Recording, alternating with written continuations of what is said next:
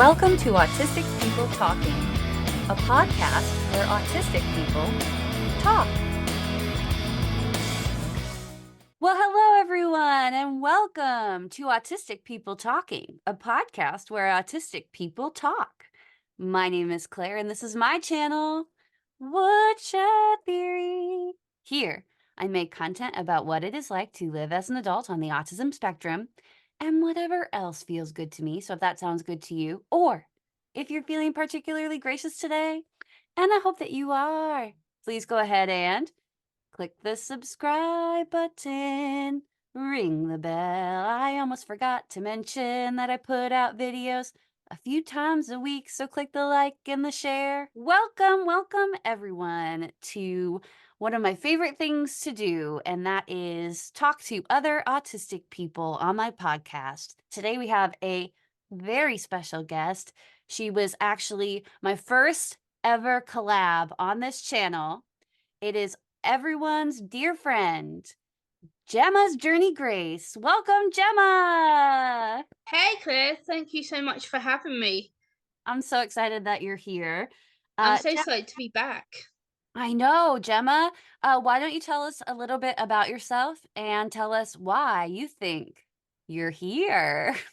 Okay, so I'm here because I've been invited by the wonderful Miss Claire, who I've known for quite a long time now, here on the YouTube platform. I'm here to, I guess, share my experiences of being a late diagnosed autistic woman, and my journey of being here on YouTube, sharing my own story, my own journey, and hopefully helping some others to educate themselves and to make friends. I hope that I can try to help people and inspire them to think differently. And yeah, so I think that's, I'm here to have fun. I'm here to learn. So yeah. Well, I'm so happy that you're here. And as I said before, early on in my channel, when I was still doing the Autism World Tour, the first stop on the Autism World Tour was to see Gemma in the UK. She was my first ever collab, and I remember being so nervous about it because I had never done one before. And that was probably 2 years ago, Gemma. Oh wow, was it really that long ago? Wow. So I'm Yes, really not feel that long excited. ago. Yeah, everyone can go, it's still up. Everyone can go watch it. As I've said before, doing the world tour was really hard because it's hard to find people to be on it, but I'm still open to doing more episodes. I think it's really helpful. Uh, Yeah. but doing this podcast has been amazing for me because I feel like it's given me the opportunity to meet some more people and get to know my friends that I already have even better. So maybe Yeah. I'll learn something new about you today.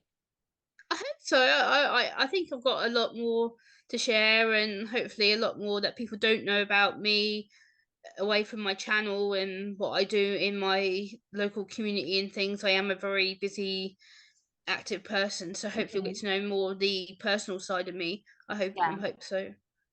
And yeah, I think Gemma and I have a lot of love for each other. We're both the same age. We're both late diagnosed. We both have I don't know that we have similar hobbies, but we have we're on the same wavelength, I think. Yeah, absolutely. I class you as my sister. So, like, for anyone that doesn't know, I always call Claire my sister. Whenever I see her on the YouTube platform, I'm always like, "Oh my God, here's my sister!" And like, I always share and talk about you. So I have a lot of love for Claire, and everybody within her community has a lot of love for each other. So that's great. And I brought I'm instead of my porch coffee mug today, I'm repping the Union Jack porch coffee mug.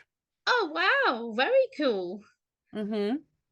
This is actually was a gift from a friend when I was in the UK for Christmas. I couldn't go home one year. So my sweet friend, she Very brought me cool. I home like for that. Christmas, and her family bought me all these little presents. So I've had this for over a decade now. Oh, very cool. Still looks in good condition. Well, it must be a pretty strong mug because, as you know, I'm pretty good at breaking things. I just Oh yeah, aren't we both? No, at times I've broke things and dropped things. It's ridiculous. if you like chipped dishes, you'll love my house. So Oh yeah, that's something that I've done on the regular. I tend to drop things or put dents in things. The amount of times like my dad the other day had to actually fix my living room door, which I'm sitting in now, because I managed to slip over the other day and whack a dent into the middle of the door. My dad's like, "Oh, I'll come round and fix it." So yeah, I'm clumsy. I know, me too. I can't, I mean, it's not like we can help ourselves, right? Yeah, Uh, exactly. do you ever have people tell you to be more careful and you're like, "I'm trying my best." Oh yeah, all the time. My dad always says to me, Gemma, you're like a bull in a china shop. You always like have to do things now, and you're always having to be walking around really fast. You never slow down. You need to slow down. And I'm like, that agitates me. I'm I like, don't tell me to slow down. I feel like I'm being as careful as I can be, and then I still bump into things, even when I'm I think it's to careful. do with our spatial awareness, isn't it? I think Yeah, it's because we don't regulate our bodies properly. So we are basically people who struggle to know where our bodies are within the spatial space. And I get that really puts me off, because I'm like, sometimes I'm like, why do I be so clumsy? Why do I constantly have to think, oh, I've got bruises everywhere? I don't know where they come everywhere. from. I'm like, Or I'm glad that, I'm not, like, on a secret camera show, though, because I don't think I would be okay with people seeing how many times a day I trip over my own feet, you know? oh yeah, me When and you both. you're just standing there and you fall over, Yeah. that's me. That happens to me a lot. I'm clumsy. I'm so accident prone. Like today, I've even banged myself on. I fell over trying to do my chores in my kitchen. And my foot just went boom. I was like, oh! I just had to put my arm out and bang my elbow, and I had to sit here. I'm like, ow, that really sucks. So I had to like sit here and feel sorry for myself. Yeah, I think it's a pretty common autistic experience to, with the spatial awareness, just not even know that you have bruises, and then when you're just sitting there and you look over and you're like, "Where did I get that?" Right. And it's, like, the biggest bruise you've ever seen, and you're like, "Don't you think I would remember getting that?" But I don't. No, exactly. I think it's again, it's our spatial awareness perception. I think sometimes I'll look on my arm or my leg, and I'm like, that bruise wasn't there a few days ago. Where has that come from? I'm like, ow. And then I'll look on my arm. I'm like, oh, another bruise. Where's that come from? I'm like, Gemma, what are you doing? Well, why don't we get a little bit into, for those who don't know you, Yeah. why don't you tell us a little bit about your advocacy work now, your YouTube channel, and the other things that you do Yeah, in the sure. autism community? So, I guess here in the UK, for those of you that don't know, I was late diagnosed. So I wasn't diagnosed until I was 25. I'm now nearly 36 years old. And I started getting involved within the local disability autism campaign, and back in 2012, I started getting involved in going to political meetings, to disability meetings, kind of trying to find out more about myself and local services, and I found I was getting nowhere. And then I thought I'll keep pushing it. And then I started writing to local members of the local council. And I was like, hey, I need help. I don't know what to do. I'm feeling really like I'm lost. And I started going to more involved meetings. And then I kind of started becoming more involved in the disability community. I'm like, hey, okay, I found my space. I found my home. I kind of know what I'm doing, but I still didn't fit in. I still didn't know what I was diagnosed with, or I Mhm. didn't really understand autism at the time. And then when I got my diagnosis in 2014, it kind of all started to sink in. I'm like, oh, okay. So I've known that I have issues with sensory issues. I knew I had issues with my emotions, but I didn't really understand it. And it kind of led to a misdiagnosis of things. Before my diagnosis, I was actually misdiagnosed 5 times with depression. I was diagnosed with social anxiety disorder. Then I was diagnosed as being bipolar. Then I was misdiagnosed again with unstable personality disorder. I'm like, no, no, that's not right. And then finally, when I went back to another doctor who then recognized my symptoms and my behavior, she was like, no, no, no, none of these other things, Gemma. She went, you're autistic. I was like, huh? What? And she goes, you don't should please tell me you know what autism is. I was like, well, yeah. And I kind of was very judgmental. I kind of assumed that people with autism, what I'd seen was all about shouting and head banging and Mhm. being inappropriate, screaming, having Mhm. kind of screaming fits.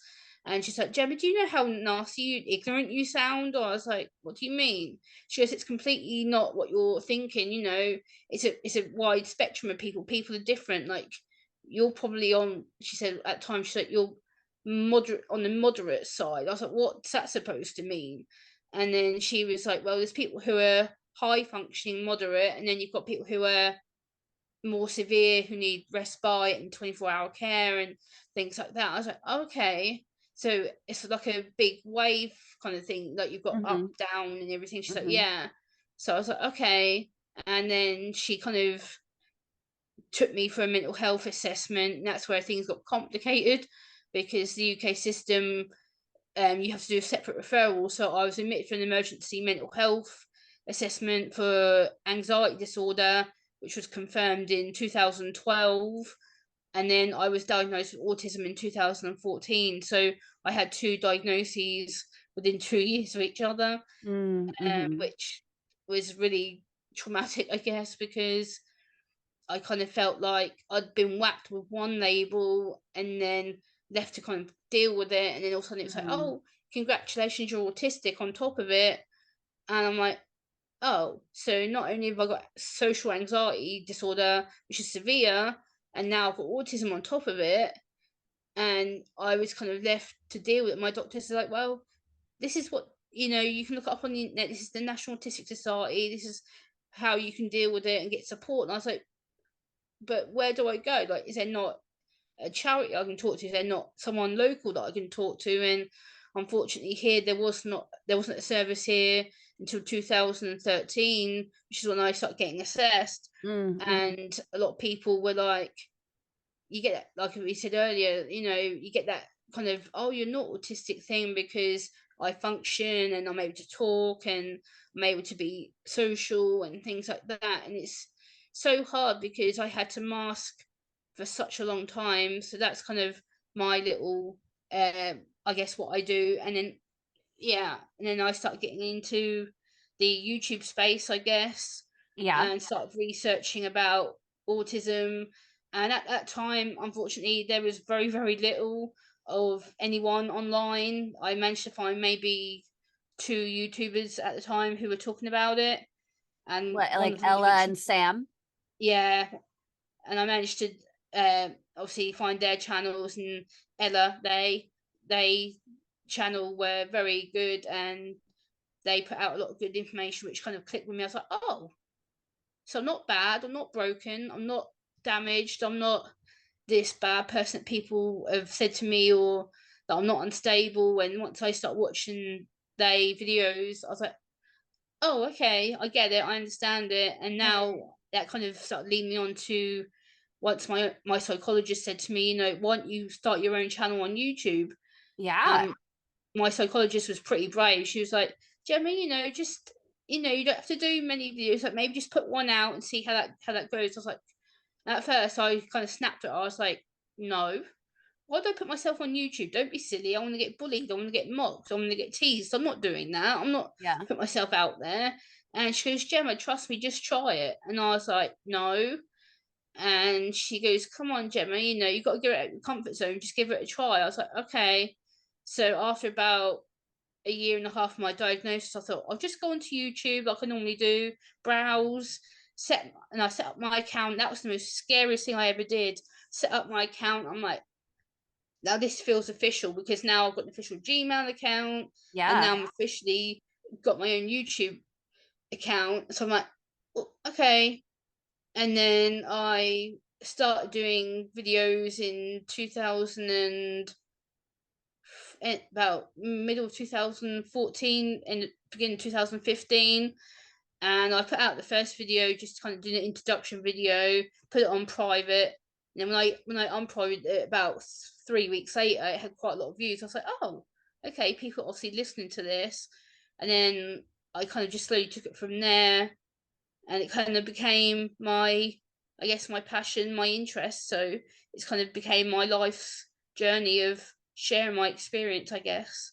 I'm so glad that you were brave and did that. I don't know if when I was 24, 25, if somebody was like, "Do this," I would have been like, "I don't think so." I would Yeah. that must have been really, scary to, like, share that part of your life on the internet. Yeah. I think for me, it was more of a I was nervous about being teased and mocked because Yeah. obviously once you're on YouTube or social media in general, it kind of becomes you become that public profile person, and Yes. I was very scared of the kickback or potential trolling and things like that. I'm aware that happens, and it was just not knowing the reaction not frightened me. So I'm like, okay, Gemma, you've got several videos out here now. You don't know, who's watching them and who's going to comment on them. And then I got into the autism community, and they were at first, I was going to say, very welcoming because it's kind of finding my feet of getting friends and getting Mhm. noticed, and it's become, I guess, like a family. Like I met you and other people within the autism community who I speak to, and it's kind of become my safety place. It's kind of become a place where I can talk to people and get advice. And would I have ever done YouTube before when I started my channel? Probably not. But Mm. looking back now, it's been the best thing for me because I've learned to communicate better. I've learned to actually make friends who care about me and I care about them. And I've become attached to people. Whereas in real life, as we all know, it kind of becomes a struggle to make friends. So for Yeah. me, I'm like, oh, online friends, this is fun. I can go online and talk to them and hang out, and I don't have to worry about putting my defenses up or being Yeah. guarded because I know that you're my friends, and I don't have to hide behind the everyday typical mask, I guess. Yeah. I like too with, having friends on the internet, like, if you are overwhelmed and you need a minute, you could just close your computer. Like, Yeah. um you don't have to engage with it all the time if you need a minute. Like, that's what I like about it. I'm trying to think of, like, we have guests on the show sometimes, and I'm trying to think of some things that we haven't talked about with other guests before. Um, what about let's go positive. What do you think is your favorite part about being on the autism spectrum? Oh wow. Okay, that's quite a complex question. It's Um, complex, but then it's like, Complex but good. Yeah, yeah, yeah, yeah. I guess for me, my fun parts of being autistic is that it gives me a different, unique perspective on seeing the world. It gives me my writing, as some people may know, or some people may not on your channel. I do write my own poetry, which is kind of what gives me a different way of writing my emotions down. I'm very yes. a literal person. When I feel a certain way or certain emotion, I have to write that down. Otherwise, Mhm. my brain just becomes really overthinking about it. So I'm like, right, get your notebook out, get your pen out, write down what you're feeling, why you're feeling it, and then you can try and connect it. So I do Yeah, that to kind of stimulate myself, and it gives me a way to be in a safe context and a safe outlet, as well as I guess it gives me a way of being creative because I love the fact I can do videos, I can talk to people and try and potentially help them. And it's just the fun of creating a video because I never know until maybe a few days before what I'm going to be talking about. So if I plan a video, say about my recent video I did was about my purpose of being on social media and what I'm aiming to do, that video took me 3 weeks to make, but it took me like 24 hours to upload. So it was kind of that stimulation of going, oh, okay, so what's the topic? What's the message? And what do I want to do? And so it's kind of the fun of making my videos is I never know what topic I want to do before a few days before. And then it's the kind of comments. I think, oh, I'm going to get a good comment. And the reactions I get are quite positive a lot of the time. So yeah, I think it's just that positive feedback to go, oh, well done, Jeremy, you've done really well. Or someone says to me, oh, you've helped me think a different way about you, or you've helped me learn about autism being a positive. And I'm like, see, that's what I want to do. I don't want people thinking that autism is this big bad diagnosis because it's not. It's a different way of thinking and feeling the world, and it's given me a unique mindset because I can see things very logically, whereas someone in the neurotypical world can't. So it gives me the advantage. One of the things I try to remind people about is how important it is to have neurodiverse minds around because we do think of things a lot differently than neurotypical people. And Yeah, that's really important to look at things from other angles, just more than one angle. So I think it's really important to have like a completely different viewpoint, yeah, especially in things like the sciences and when you're looking at like historical data. I think it's important to have those different viewpoints. I think my favorite thing, I'm trying to think of like, I think maybe similar to yours, my favorite thing about being neurodiverse is the creativity because I yeah, can see that it comes easier for me sometimes than it does for other people. yeah, I can see that. And I really enjoy being creative. I also like being able to, when I'm like very into a project and it's like an interest and I'm like focused, I love hyper focus and I love being able to like do the amount of work that would take somebody a long time and yeah. just do it in like a few hours. I love that Right. part. But then I don't like the having to, sleep for 12 hours afterwards Oh yeah, to that's where recover. people don't understand. Like people like you and me, obviously, we do have a social limit, and people don't understand how tired we get. It's not just a physical tiredness; it's a fact that it's a mental tiredness. We get so exhausted that our bodies don't let us know when we're tired or we've had enough. And like yesterday, I'd hit my limit and I was just so exhausted. I laid here on my couch, just absolutely had enough. And people like, why are you not answering your phone? Like, why are you not texting me back? Or why are you not doing this? And I'm just like, please just leave me alone. I need to rest. I'm aching. I'm sore. I'm tired. I'm snappy. I don't want to snap at anybody. It's just better if I go away, let myself rest, and then tomorrow I'll be good. And woohoo, I'll be back to being Gemma again. And people don't get it. Like, oh well, that's just being rude. That's just being really disrespectful. I'm like, Hmm. I don't think "Mm, so. And actually, I'd like to commend you because I think that it it takes a while for people who are on the spectrum to um or it takes a while or it can be very difficult for us to know how we're feeling in that moment and to be able to yeah, set boundaries and say I need some time by myself isn't always easy for us. But that's how right." we keep from having meltdowns and we don't want to have meltdowns. So No, we're just trying to meltdowns rest. are again. I guess a lot of people use it as a taboo subject because people don't really understand them. When you say meltdowns, people, especially when I've mentioned it on my channel, they say, "Oh, well, a meltdown is just a temper tantrum," and I'm like, "No, it's not. A tantrum and a meltdown are completely two different things. Because a tantrum is when you just throw your parts on, you expect things to go your way, and be spoiled if they don't. And then meltdown is when your body and your brain are just gone beyond having more than enough social energy, and Mm, your body just can't cope no more. It's a fact of my body just goes into complete withdrawal. I'm like, nope, I'm done, I'm done, I'm done, I'm done, I'm done. And then I just disappear. I'm like, gone. And then yeah. people are like, oh, what's wrong with Gemma? Why is she disappearing? Why is she not answering her phone? Why is she in pajamas all day? Why is she not having a shower? Or I'm like, because I can't. Just leave me alone.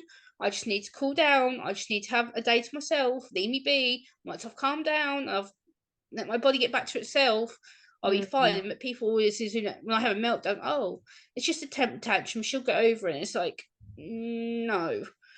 Yeah. No, it's I don't know how it feels to you, but for me, I don't have them, as I think now as I've gotten older, it's easier to be able to identify how I'm feeling, especially now that I know what to look for. But for me, it Yeah, feels like it's very distressing because when it does happen, it feels like a loss of control. Like I'm no longer my wise mind is no longer in control of my emotional mind, and I yeah. don't and it's not a nice feeling. No, it's No. not.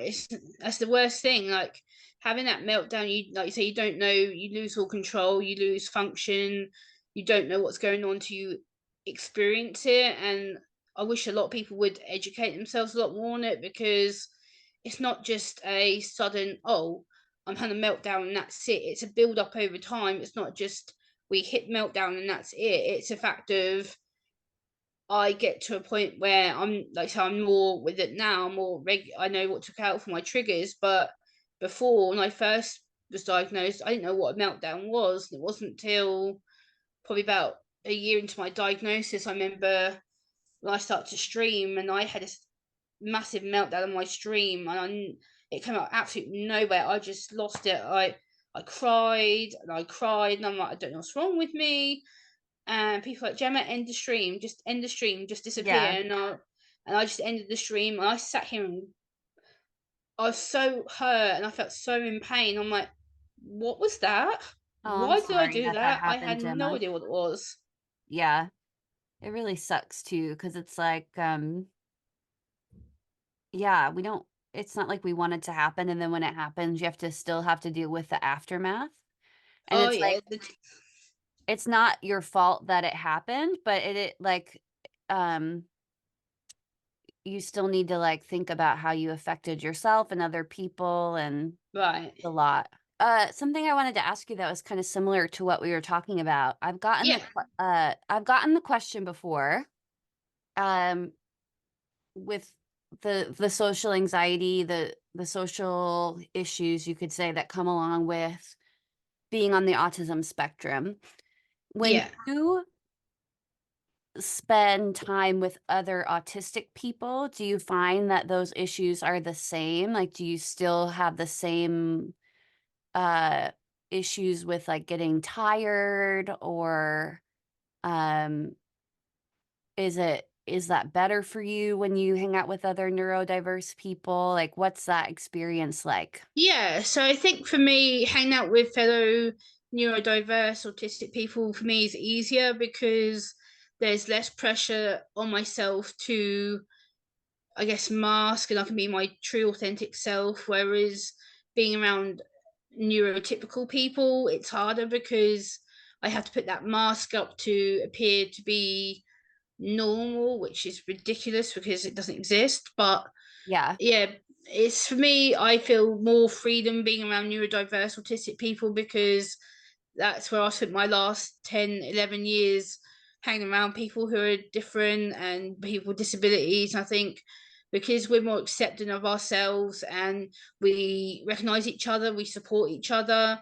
So I think for me, that's kind of given me a reason to be more myself. Whereas Mhm. being in the neurotypical side of society is draining and physically tiring, because of having to fight to be seen and to be heard. And I think that puts more pressure on us, because we're having to mask so hard that people don't think, oh, well, she can't possibly be autistic, or she can't struggle because, she's verbal, she's talking. And there's so much pressure to conform in the Mm. neurotypical space. So I feel a lot more safer in the neurodiverse space, because I can be myself. So Yeah.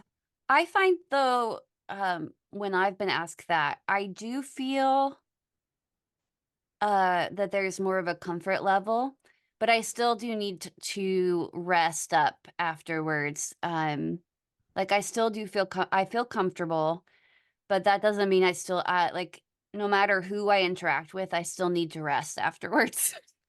yeah, we still get that social battery level Yeah. where our bodies just get tired, and we need to rest, to not just mentally rest but physically rest. And I think people don't get that about us. And that, like, my dad actually experienced that last night, because I went to see my dad, and he kind of he gets better at seeing the signs when I'm not myself. And yesterday he's like, Gemma, he goes, you've had enough, haven't you? He goes, you look exhausted. And I was just like, Mhm.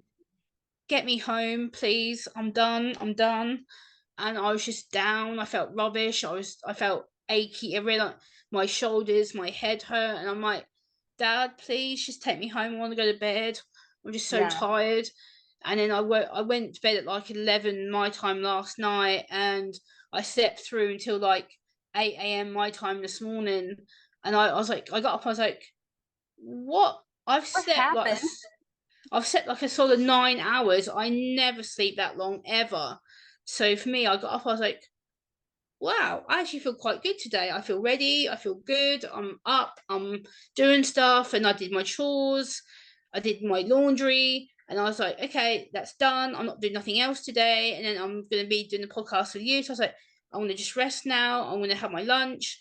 I'm just going to have a nice chill day because I'm going to be going with Claire on her channel. So I've literally just spent this time resting and Mm. reading a book and then listening to some music on YouTube. I'm like, and I'm good. I'm calm. I'm not anxious. I'm good. So I've had a really good day today because I've just been able to be in my own space, but by myself. And the fact I've been able to see you and talk with you, and I'm like, I'm gonna have fun today. It's gonna be a fun day. I'm gonna be chilled and relaxed because I know Claire and Claire knows me, and I've got nothing to panic about. So I've just been like, whew. So it's just been a nice, relaxed day. Yeah, I wish this on everyone where you can find people to talk to who you just feel relaxed around. And Yeah. I encourage people who are out there who um, uh, maybe you're new to finding out that you're on the autism spectrum and you feel like you don't have friends or people that you could talk to. I encourage you to, kind of explore the online autism communities because I think it can be a really good outlet to meet people who Oh have yeah. similar interests to you and who are just understanding, who can understand you at a deeper level um when you're struggling with sensory issues or what's going on in your life and maybe you just need somebody to vent to. It's really great to meet other people who get you. Absolutely, because you feel that safety and knowing someone that understands you for who you are rather than having to mask or put on an act to appear normal. It's so nice to be refreshing and be able to be ourselves. And over the last, 10 years of doing my channel nearly, that I've finally learned to be myself. I'm more relaxed. Whereas I guess when I first started it, I was very defensive. I'm like, I don't want people to see the bad side of my autism. I kind of portrayed it to be this woohoo all the time. It was positive, Yeah. positive, positive, positive, positive. And I'm like, well, Gemma, hold on.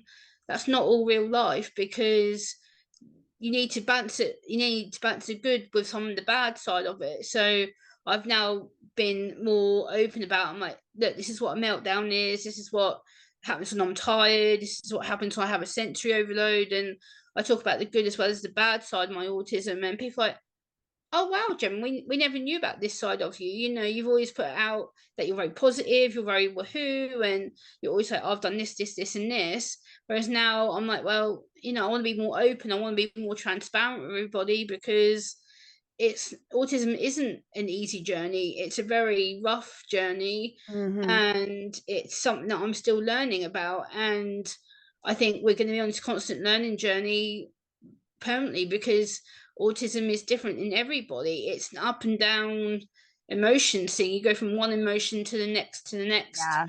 all the time. Yeah, I think maybe that's one of the reasons as an adult I've become more like reclusive.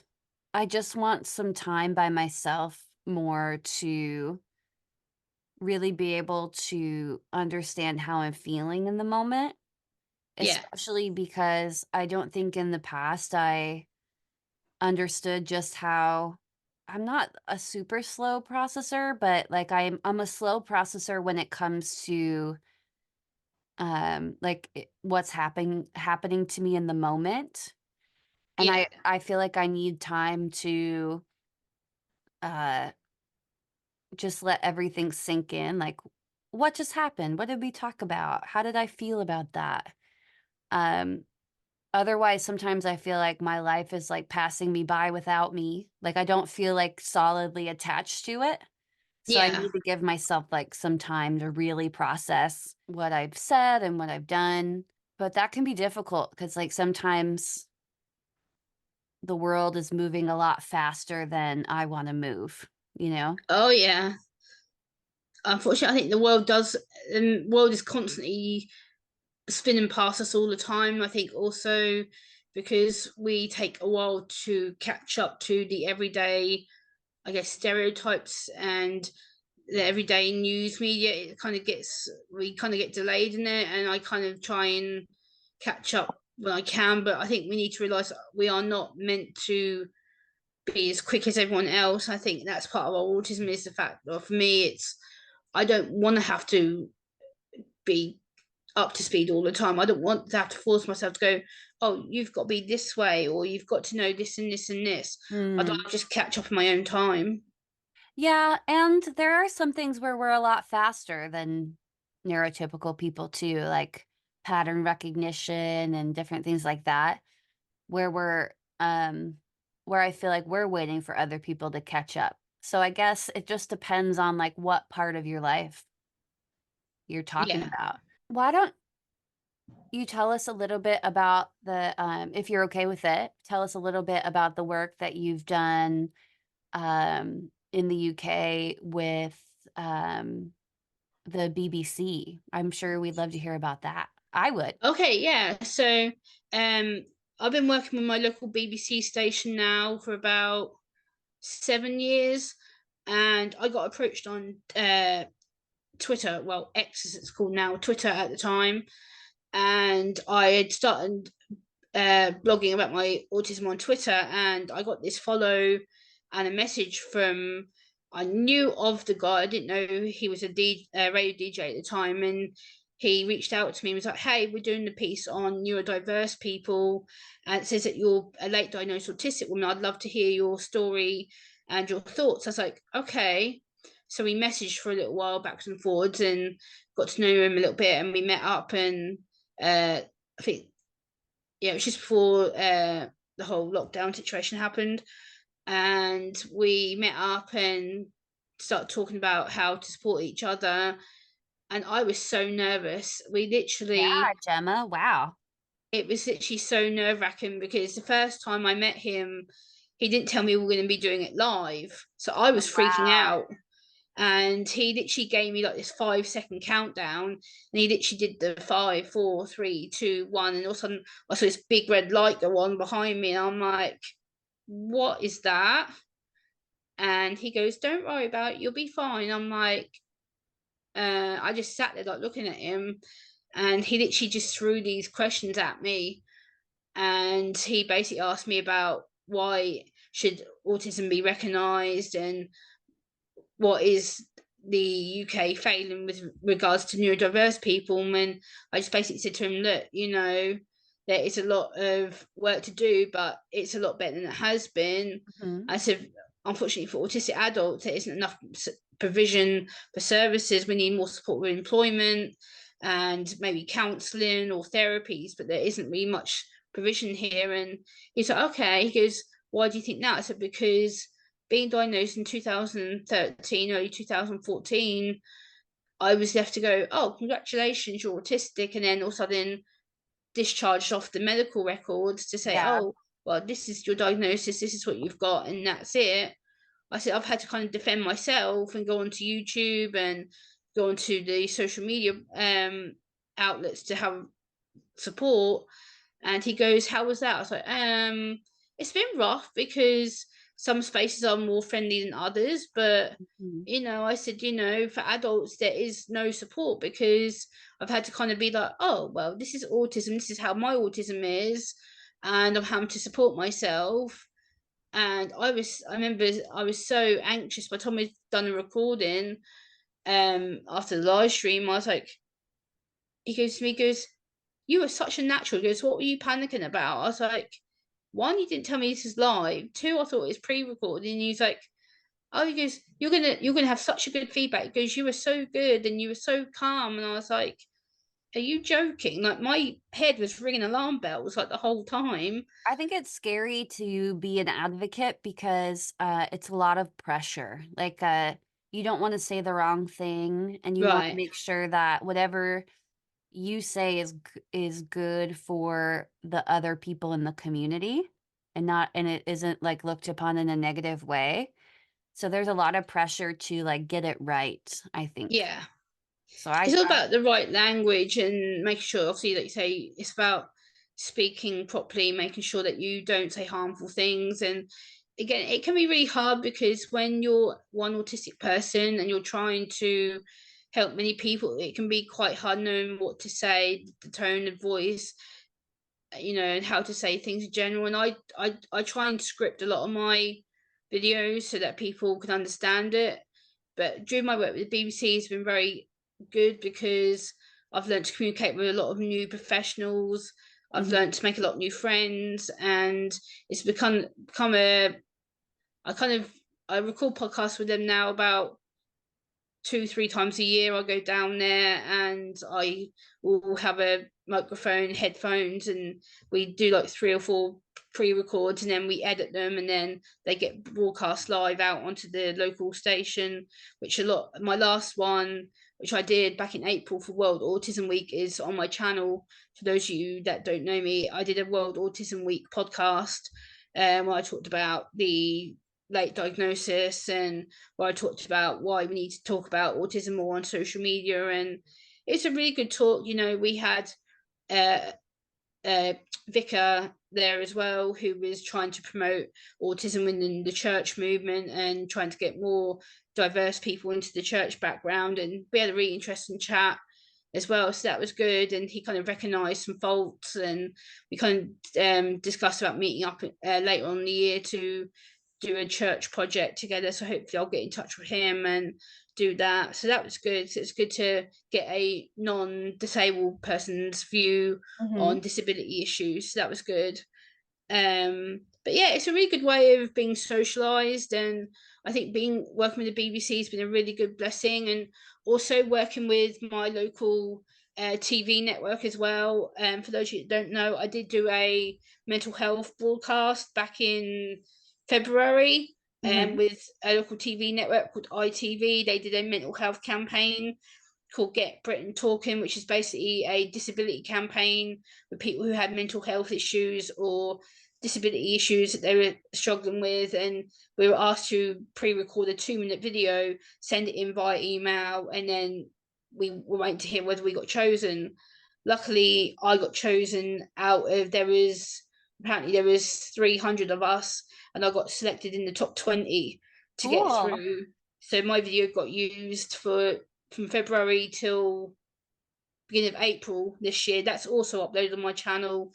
It's like a 2.5 minute clip of me talking about my autism and why we need to open the discussion up more about it. And it followed, I basically, there's me, and then this Ant and Dec, Holly Willoughby and Philip Schofield, and a bunch of other celebrities talking about their mental health issues.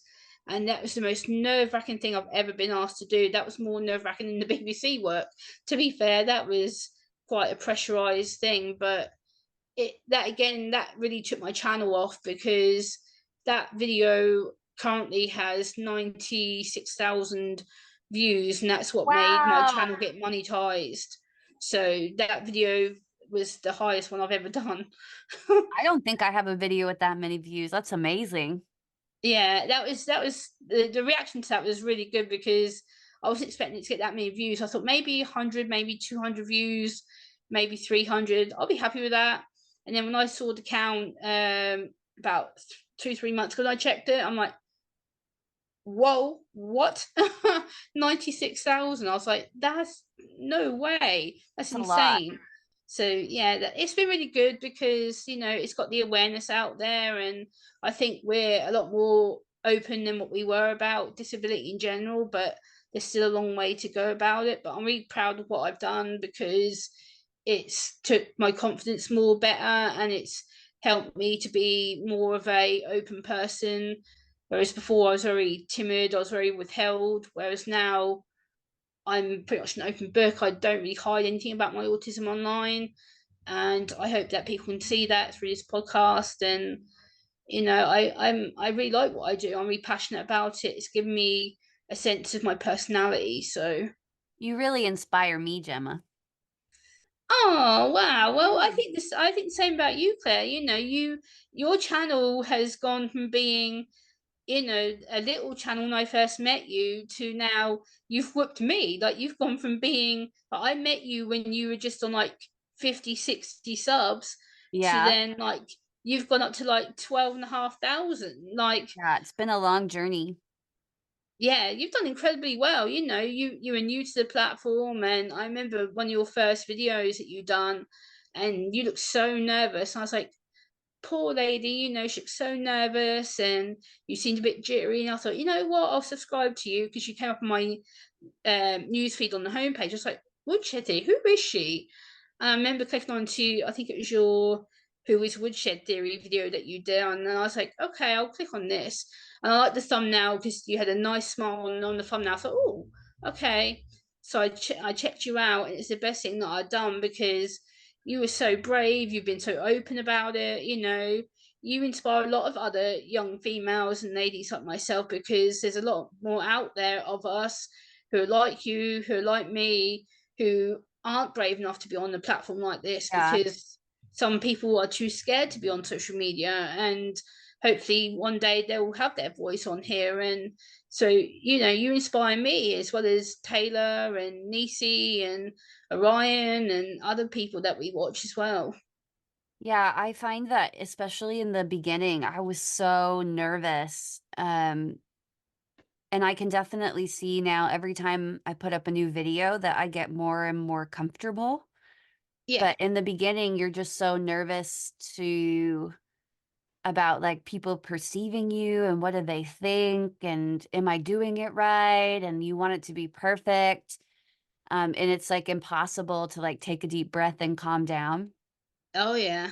But now I feel much more comfortable on camera. It just takes a while um to get there. When I tell Yeah. people to if they're like interested in starting a channel, I just tell them that in the beginning it's just gonna suck and Oh yeah, trust me. There's been many times when I was so nervous when I first started. I was like, "What am I doing? Am I making sense? Does this sound right?" Like, I was so panicky. And like, you've become such a confident lady that I've seen that's you go from being the shy person on YouTube when I first met you to now, like you're so natural. Like you're more natural than me when you stream. Like you interact more with people. Like you inspire me. Like when I do my streams, I'm like, I wish I could be more like Claire because you're so on it. Like you're so boom, boom, boom, thanks. boom, boom, boom, boom with people. And I'm like, with me, I'm like, I'm trying to catch up with people, and I'm still like having to plan things. And you're so much more Streaming is natural than I exhausting am. for me. It's exhausting for me though.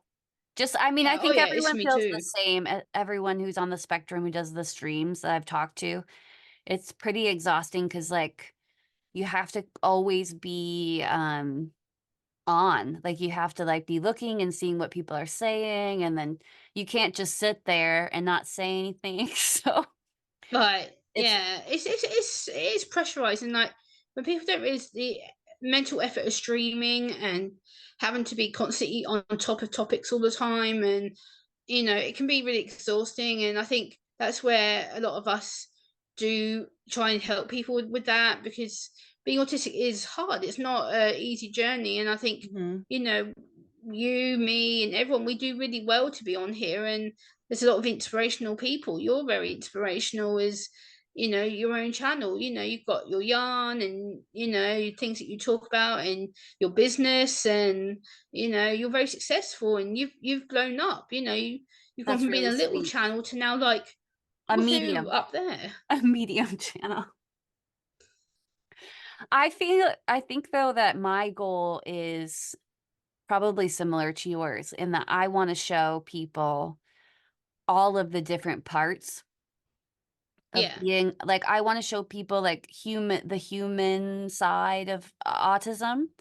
Like, I yeah, want them to see that every day is a little different and yeah, that just because you're on the autism spectrum, it doesn't mean that you don't have dreams and you don't wanna start a business or you don't have hobbies. Like, I wanna show people all the even the boring sides, not just, yeah, like, the part where I'm like experiencing autistic joy and I'm super happy, or the part where I'm having a down day. Like, I want people to see all of it because I Yeah. want people to understand that there are so many different aspects of being on the autism spectrum, and that the expecting something, like expecting a Yeah. certain thing, like, oh, this is what autism's going to be like or what it's going to look like.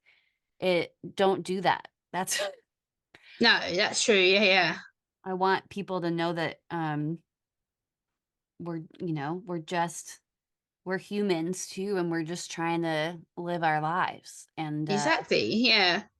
and I Well, want to see it it. is hard, I think you've done incredibly well. Like, you're one of the best advocates that I know on YouTube. You're so open and you're funny, and you share your yarn and your business with people, and you're so approachable, and you've done a lot of different podcasts with people, and You're making me you feel really know nice, Gemma. Thank you. I feel the same way about you. So you've done a lot of work for people. And for those of you that are new to Claire's channel, if you do happen to come across Claire's channel on YouTube, hit the subscribe button, please, you're and so leave a kind. comment and ring the Same notification for bell. Gemma. Same for Gemma.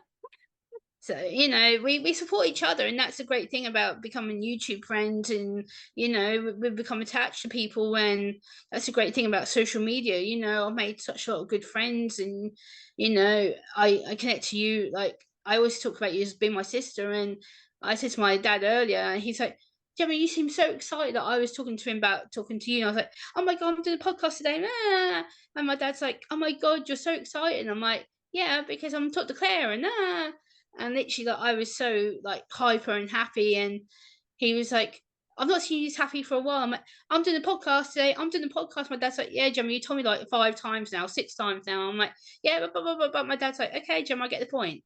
So it's like, I was so excited to be on and talk to you. And literally, I've been like, it's so excited waiting all day just to be like, oh my God, I'm being on Claire's channel. And I it's, was looking yeah. forward to it as well because we don't get to spend enough time together. So this is a nice excuse for us to spend some time together.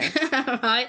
It'd be nice. I need to get you back on my channel too, and get you promoted. And because I know a lot of people ask about you on my channel, and I need to do a lot more streams again. I haven't streamed in quite a while, so I need to get back to doing some streams and doing some recordings for people. And yeah, I've kind of slacked a little It's bit. hard to plan it all because you never know how you're going to feel. That's what I struggle with.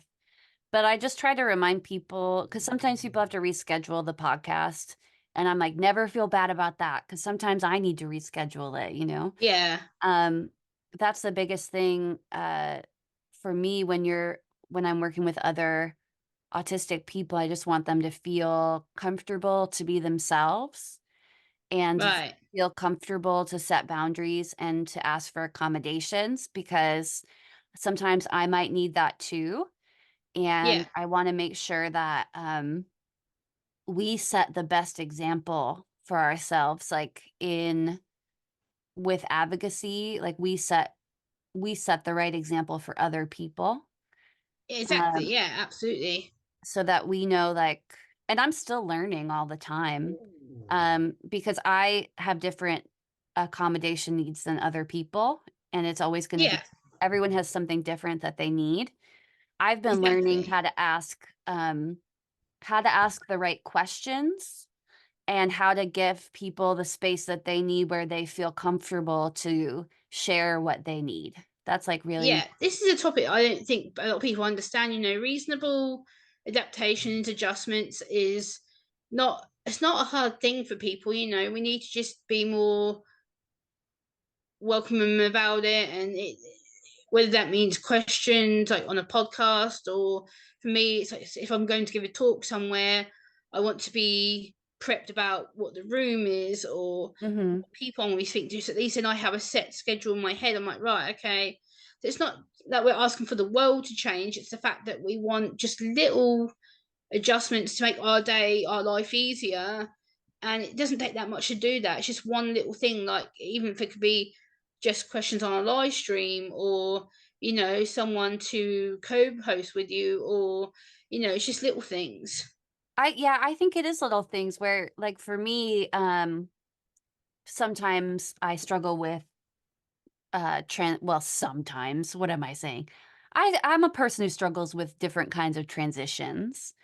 So, Yeah. like, if we're gonna do something in the day, it's really helpful for me to know at least a general schedule.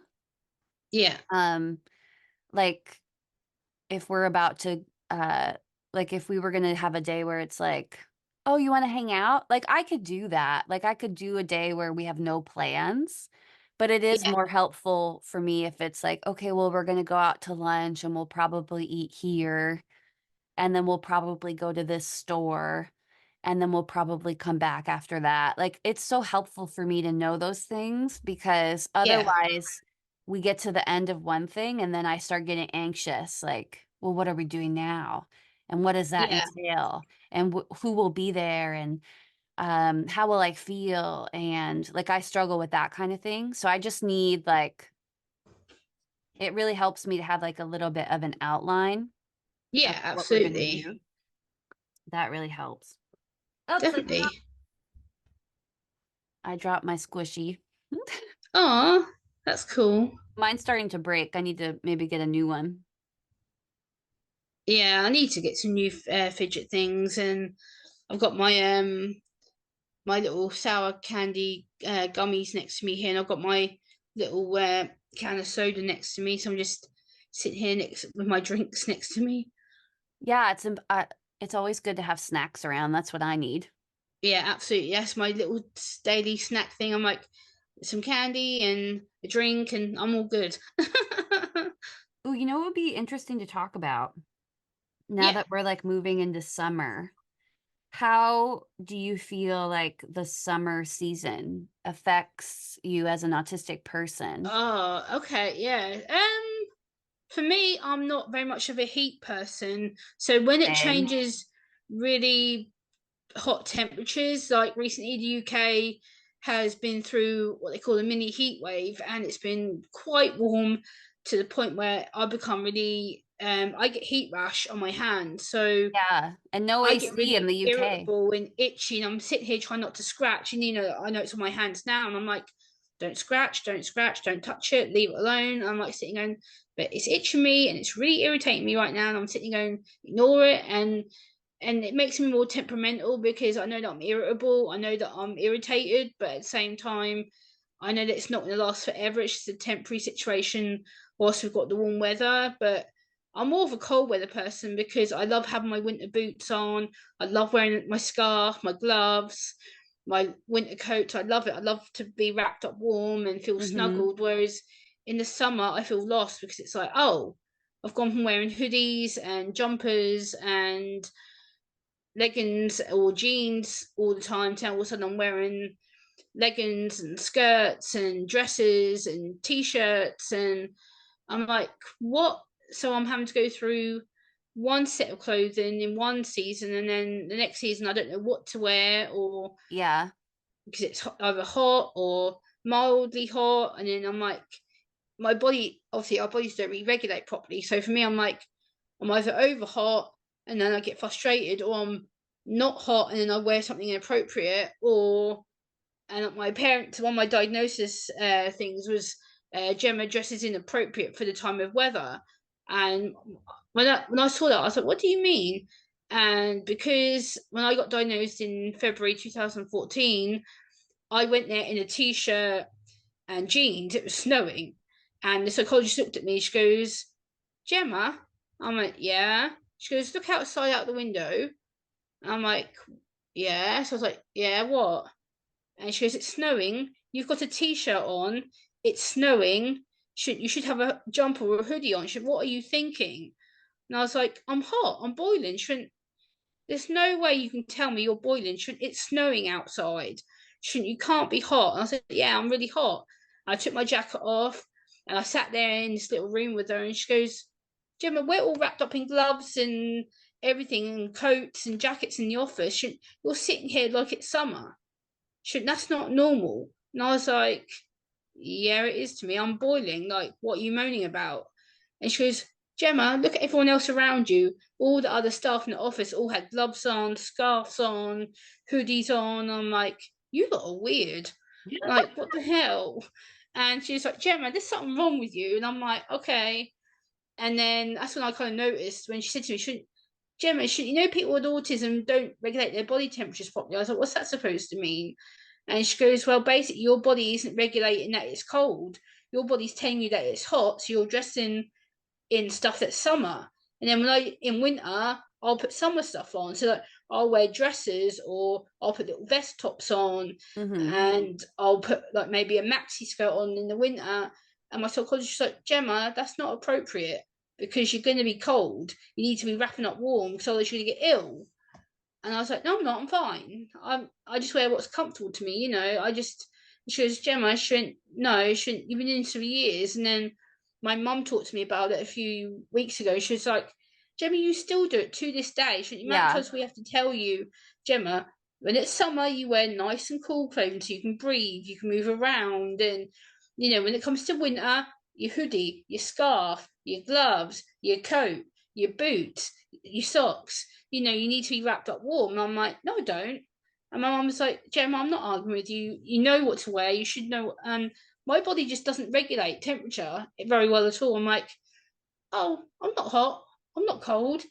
And then it won't be until someone says to me, Gemma, look at the weather outside. It's boiling hot, and you've got like a thick jumper t-shirt on and trainers. Like you need to be having sandals and a dress on. And I'm like, My body never regulates temperature. I feel like I'm like, even right now, like it's pretty nice outside, but it was a little cloudy out this morning and I'm like, I'm freezing. This is freezing. That's why I have a sweater yeah, on. I was like, I probably in like, I find that I never like, I don't realize I'm hot until I'm like baking hot, or I don't realize I'm cold until I'm like freezing cold. yeah. I guess it's our sensory perception thing, and I've Yeah. learnt this in the last couple of years. I'm like, okay, when I went camping last year with my dad's family, and it was a really, really hot summer we had here last year. It was like it got up to like 42 degrees, which is highly unusual Yeah, for that's the like the UK. 90s. Yeah, it's really, Yeah, really and it hot. was so hot. And I remember having a dress on similar to what I've got on now. And I remember sitting at the campsite with my dad in one of the camping chairs we've got, and I was literally dripping. I was so hot. And my dad's like, Gemma, why are you not doing anything about it? Like, go get a tissue. Look at you. You're sweating hot. I'm like, no, I'm fine. I'm fine. My dad's like, Gemma, no, you're not. You need to go and get a tissue. And I literally had to be told like 3 times to go and get a tissue because I didn't even realize how hot I was. And my auntie's like, Gemma, you're overheating. You need to go get a drink. You need some fluids. And I had to be physically reminded to go and do it. Otherwise, I would have just sat there and Interesting. ignored it. Yeah, I don't do well in the heat either, Gemma.